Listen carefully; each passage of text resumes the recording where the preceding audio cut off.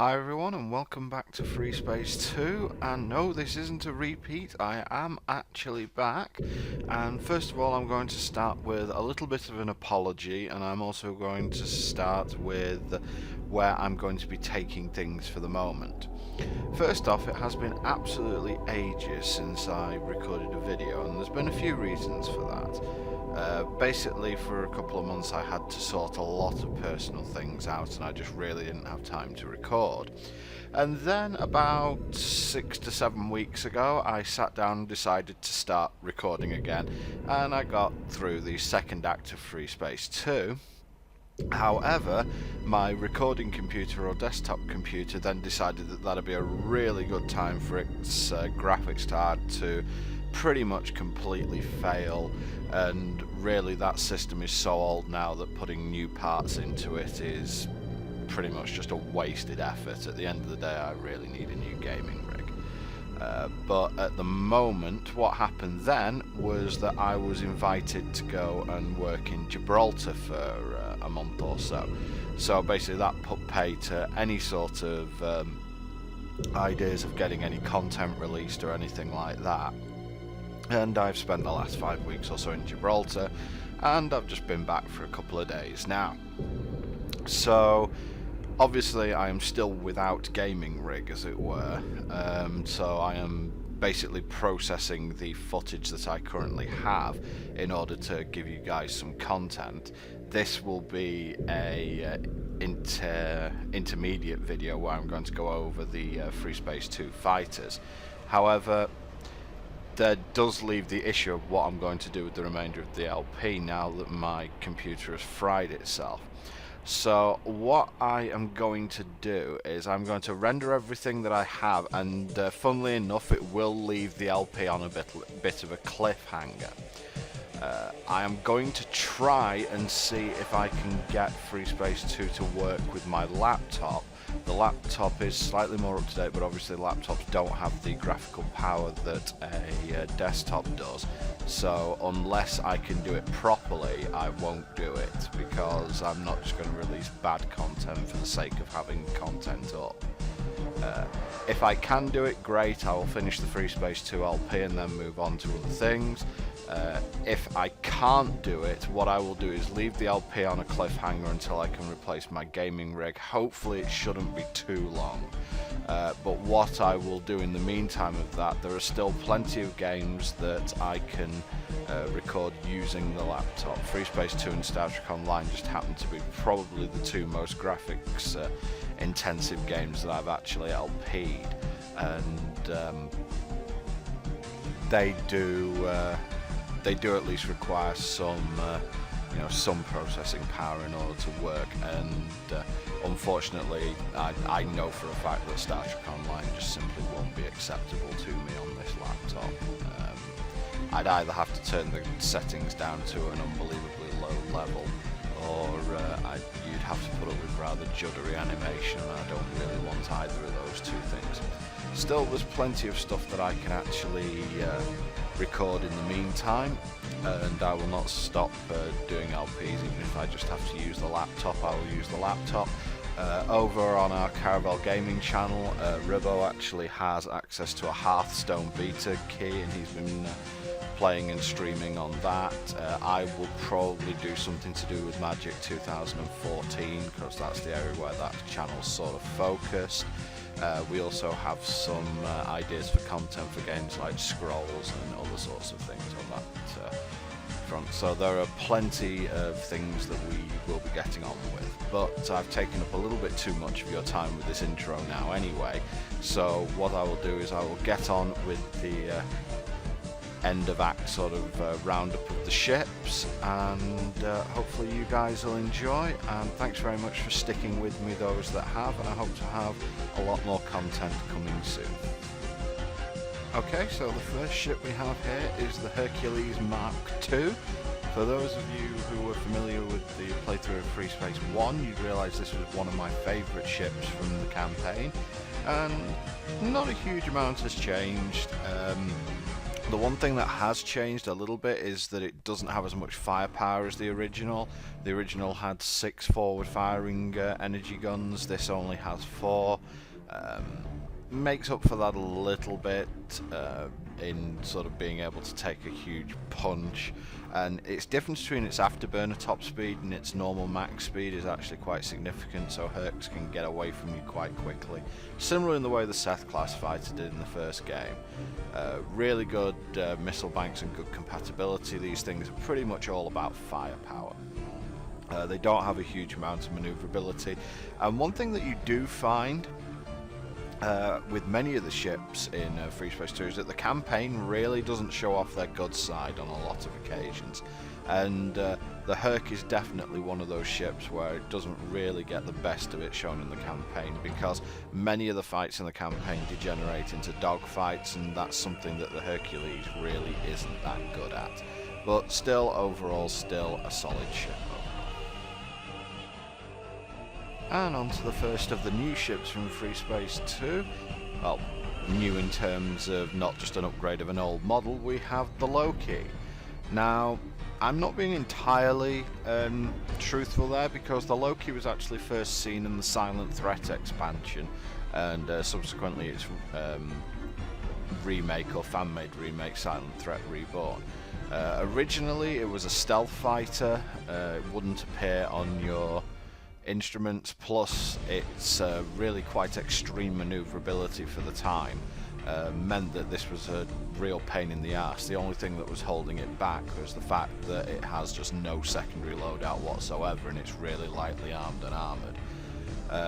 In Freespace 2, however, the stealth problem has been solved, and it really is pretty much pitiful as far as a normal fighter goes. It can be hard to hit on occasions, it does have a good top speed, but it just doesn't have the firepower to stand up to the stuff that's in Freespace 2, and the newer stuff that's coming out in Freespace 2 is just completely and utterly outclassing it. So I'm afraid that the Norse god of mischief here doesn't really get very far, and it's really a little bit of a downside that the NTF uses these so much, because the GTBA technology really does outstrip this.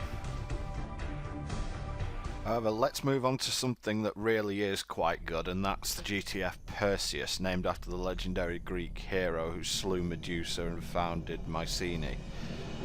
This really is pretty much the pinnacle as far as interceptors go in the game. There are a couple that are comparable with it, probably from the Vesudan side, but from Terran side this is about as good as it gets, really.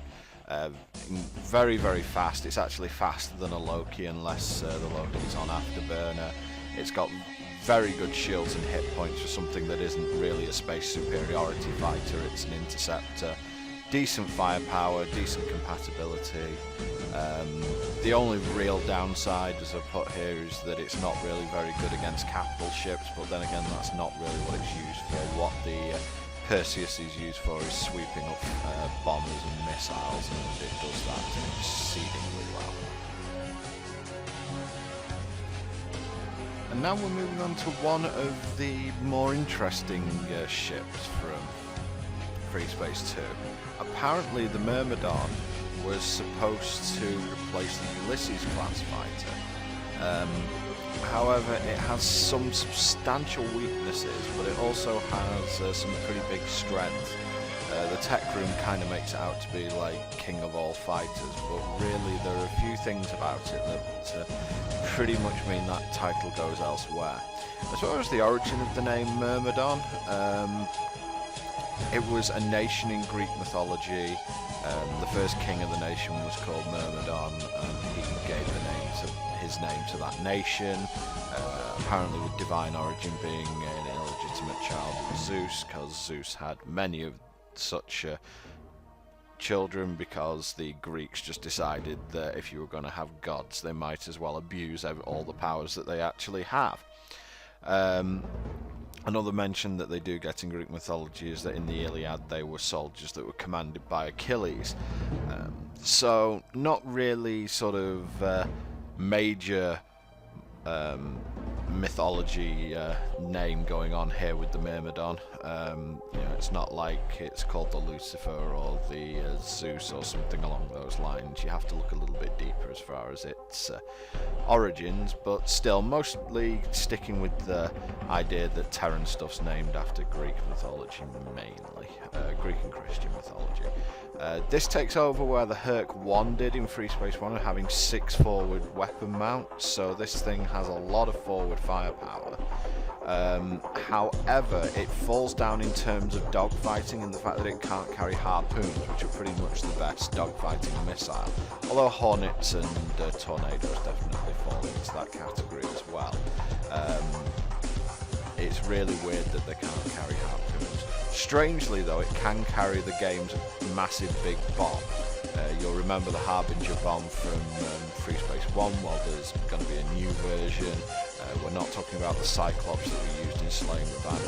There's actually a bigger one, and this can carry it.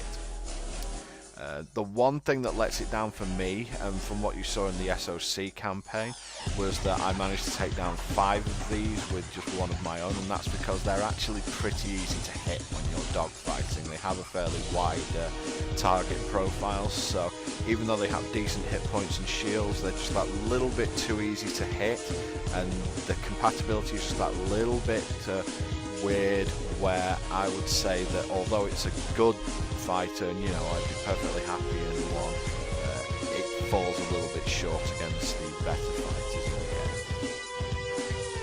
game. Well, speaking of divine origin, the GTB Zeus, god of thunder, king of the gods, ruler of Mount Olympus, massively promiscuous, and I'm surprised that Hera didn't take a pair of scissors to his... Yeah, anyway, let's move on from there very quickly.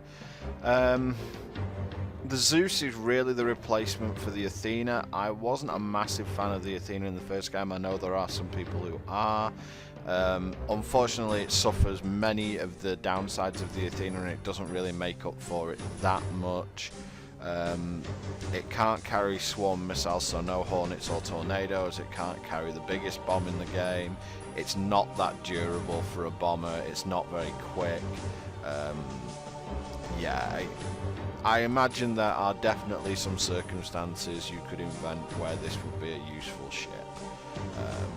Probably using subsystem targeting bombs, but aside from that, I think there are just going to be better options. And here we have one of the newest heavy bombers in the game, the GTB Bebo. A little bit of digging done on this one. Basically the Greek surnames of James and John, I believe, from the Bible. Again, they really did find names from pretty much everywhere for this game. The one problem I have with this ship is that I really don't know why it exists, because it's just an Ursa in another form. It's slightly different on its banks. It doesn't have a turret. Its secondary load, I think, can have a couple more Cyclops bombs than the Ursa, but for me it's not really significantly different. And really this is another ship that gets let down a huge amount by the campaign. If this thing, or at least a squadron of them, has escort, whatever's in front of them is going to die. For the most part, anything that we've seen in the game so far is going to die. However, in slaying Ravana, moving on to the big stuff, this is the latest Terran destroyer. It's the GTD Hecate, named after a Greek goddess of witchcraft, apparently. Well, the Hecate's certainly a little bit of an upgrade over what we saw in Freespace 1. It's not really got the cruiser-to-cruiser firepower that an Orion now has, but the Hecate is very well defended against bombers. You'll see it has 4 slashing beams and 1 big green beam. The slashing beams don't do a huge amount of damage, but what they are quite good at is disabling weak subsystems, because the beam slashes literally across the entire length of the ship, so it's got to hit something right. And the big green beam is just there for doing damage. But with 6 anti-fighter beams, 10 flak guns, this thing is pretty well defended against fighters overall, and it'll last quite a while against fighter and bomber assault. However, if you put it up against a Sheevan destroyer or even a Vasudan destroyer, this probably won't come out on top unless it gets a really favourable angle. It does have a very big fighter and bomber complement, though. That's one of the things that it was built for. And now the real fun stuff. Say hello to the GTB Colossus. Name taken from, I believe, the Colossus of Rhodes. At least that's what I'm going to stick to. The sixth wonder of the world, or at least of the ancient world. And this thing is a wonder of the Freespace world.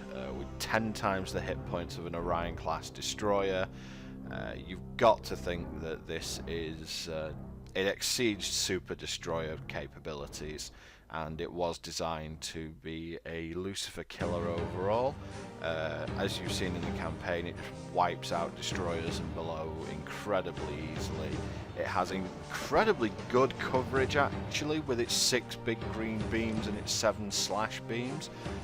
They are pretty much all over the ship, so it can bring its firepower to bear against pretty much anything from any angle.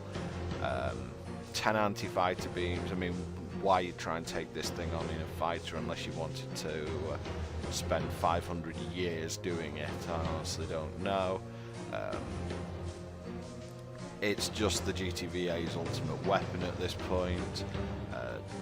The one downside of all the weaponry that's on it is also an upside, but the downside is that it can't bring all its firepower to bear.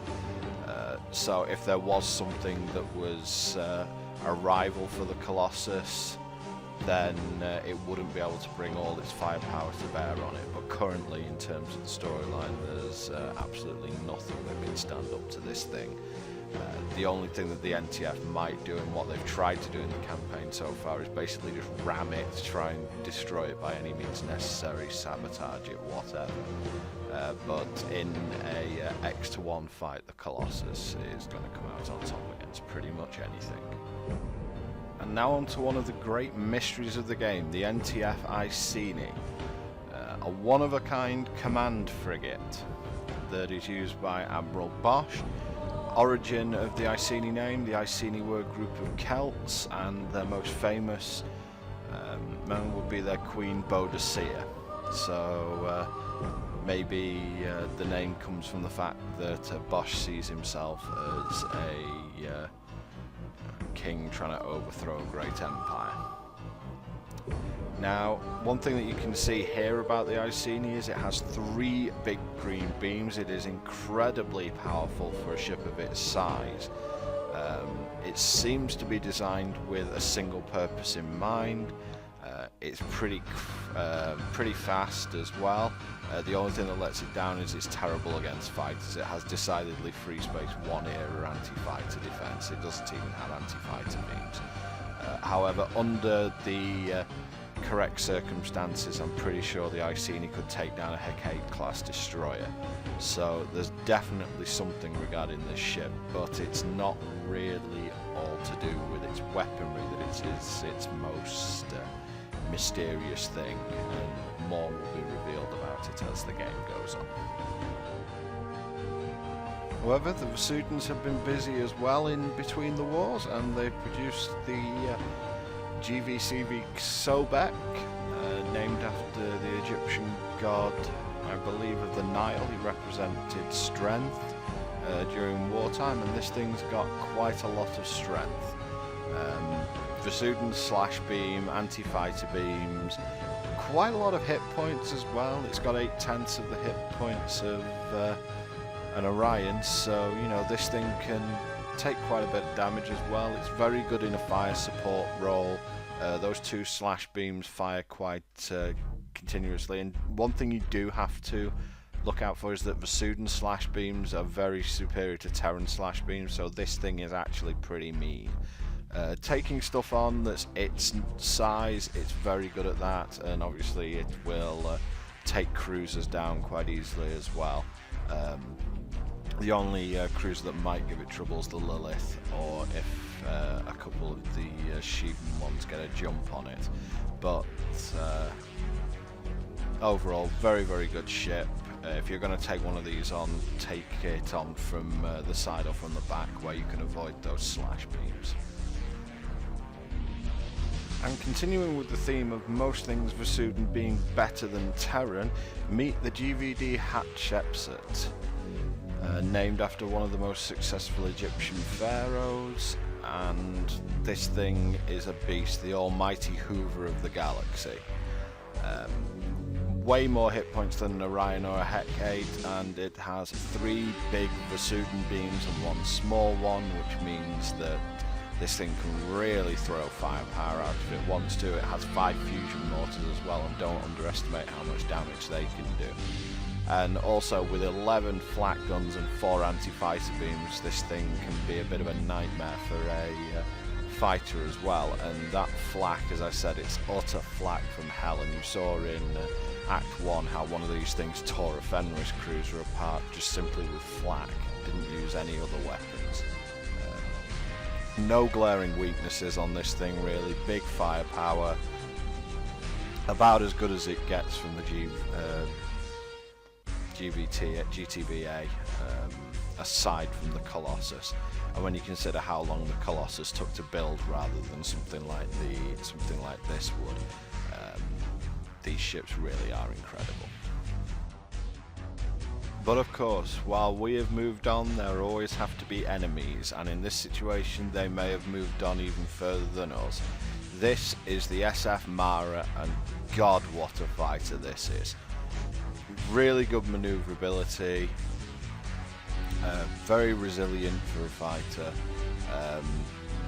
Not as much firepower as it potentially could have, but it's got enough, especially in its secondaries. And this thing, as I put up here, this thing can dance. Like the Scorpion in Freespace 1, moved in 3 different dimensions and pulled some really quite impressive evasive maneuvers. This thing can do exactly the same. This is probably the best all-round fighter in the game, although it definitely does have some competition on that front. But for an interceptor, this is everything that you can potentially want. And just in case the Shivans felt they needed another interceptor, well, here's one, the Astaroth. Whereas Mara is the Hindu goddess of death, Astaroth is a prince of hell in demonology, so you're kind of getting the idea as far as where most of these Shivan names are coming from. It's actually lightning fast. However, there are definitely problems with this ship. It's almost impossible to dogfight, but it's pretty lightly armed and armoured really.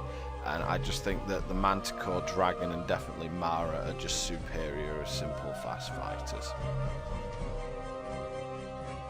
And I find it weird that this thing is named after the highest flight of angels, the Seraphim, when this is the biggest pain in the arse to anything over the size of a bomber that you could possibly imagine.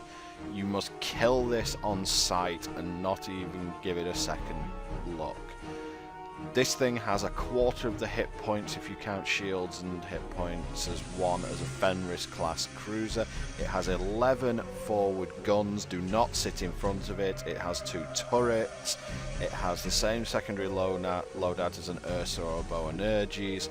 And yeah, this thing's the size of a house, so it's pretty much impossible to miss, but boy do you need to hit this a lot in order to kill it. It first appeared in Silent Threat, and it left everyone wondering if they'd have deployed these during the Great War.